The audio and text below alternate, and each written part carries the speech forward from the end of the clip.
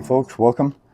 Just a quickie here. Just wanted to show you what I'm doing here when we have a little bit of battle damage here with the trucks. These spoilers, no matter how tough they are, they just take some damage, lose some corners, etc. so forth. And what do? Well, this is my solution right here. I'll just take the rest of it off and replace it with some plastic. Any plastic you want.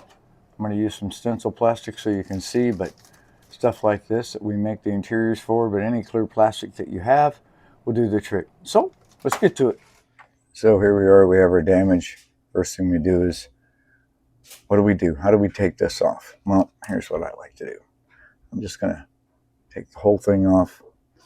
Just use anything right here. Sprue cutters, side cutters, and we'll just trim that right off. Just like that. Yeah. Shows you how brittle it can be and strong at the same time. There we go. All right. Now we're going to get a little sandpaper. I'm just using the foam sandpaper back, 320 grit. Any sandpaper you want to work. All we're doing is just cleaning this up and even it out. Pretty self-explanatory. I'm sure you all understand exactly what we're hitting at. There we go. Got that cleaned up. And we're not going to try to color match that. There's so many different colors folks use. So we're just going to give that just a little black out. I know it sucks when this happens, but we're going to fix it. It's going to look great. So there, just use the Sharpie. Best tool for the job here. Just going across here. And it stains, penetrates that bare resin, that plastic very well. There we go. Now, let's talk about where the glue is going to go. Right here, on this back side. So if you have paint, clear coat, stuff like that, you just want to scuff that just a little bit, all right? And give a nice porous surface for the glue to penetrate.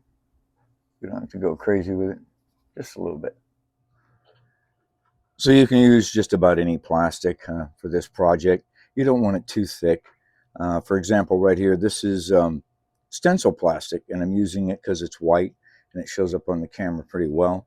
But the thickness on this is, it's just about, 0.32 mil. So that's pretty good, and it's flexible, pretty strong. That's what I'm using on this truck here. Other plastics, like I said, clear plastic like this, the binding covers, this stuff is great material for windscreens and other projects too. And again, it's flexible, but it'll take paint. If you've got some regular old styrene sheet plastic, or you're looking for inexpensive, right here, these old for sale signs, it's about as good as it gets. Now, as far as the height, the width goes, you're going to have to measure, right? So it's just relative to the vehicle. How tall do you want that to be? And that'll dictate what you cut it at. For example, we can go like a 1/2 inch right there to get started. We can always trim it down. As far as cutting it goes, I just got an old-fashioned paper cutter. You just use the method that you're most comfortable with, of course. That's all you have to do. And there we go. We're good to go. So now we'll trim this width right here, and we'll get it glued and bent. For this truck, I'm going to keep it between the tailgate, keep the edges off. So I just put it up here, and I think we're just going to, right there. Yeah, I think that'll look good. We'll trim that up. When it comes to painting, again, it's all personal preference. Some folks like to spray paint larger sections like this and then trim to fit, take them out, or you can paint it by hand once you glue them on. But if you do pre-paint, just remember that with this plastic, what you're going to want to do is come in and scrape away that paint so your adhesive has the plastic to bite into. I like to use a X-Acto blade like this for a little bit of precision work, sandpaper, whatever gets the job done. If you want it to have a little bit of a bend, this is how I like to do it. Just make sure that it's even, and I have one of these clamps right here. They're super strong. Just hold it against the ruler's edge, and then you just bend it. Give it a little bit of crease. and then you can take it off here and increase it, decrease it, no matter what you want to do. You can also take this and just do it over a existing straight edge, like a setup block. You just have to make sure that you keep it, you measure it, and you make sure that you have your edges right where you want them to be, and just give it a good little bend.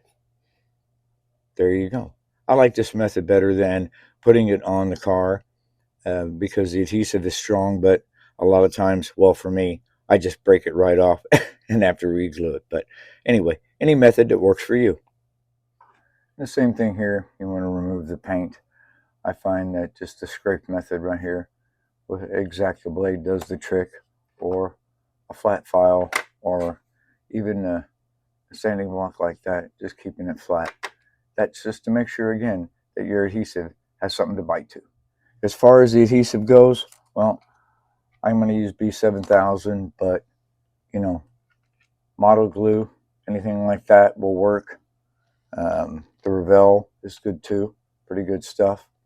You can use super glue, right?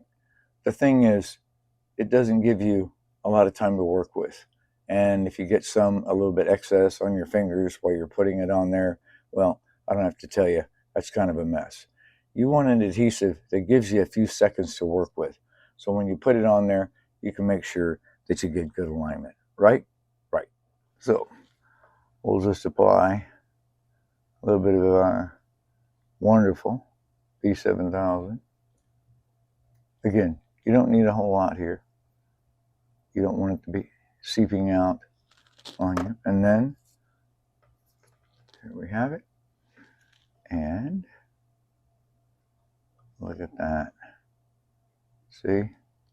Gives you time to work with it to make sure that it's exactly where you want. And again, now you have time to adjust it. And of course, if you want to, you can start adding some details, decals. I just added a little bit of rivet detail, so to speak, with a paint marker, but you don't have to do that. I think it's pretty cool for effect, though. And there you have it. Pretty easy to do, actually, and I know a lot of you have your own methods. Just thought I'd share my own. It's pretty durable this way. It can stand up to some pretty hard crashes, but again, if it gets popped off, like you saw one of the trucks in the live video that we did, then just throw it on the track, and then when it's all done, glue it back together, because that's what we do. We race them, we wreck them, repair them, repeat, right? Right. Anyway, hope you guys found this useful. And as always, look forward to your feedback online. See you there.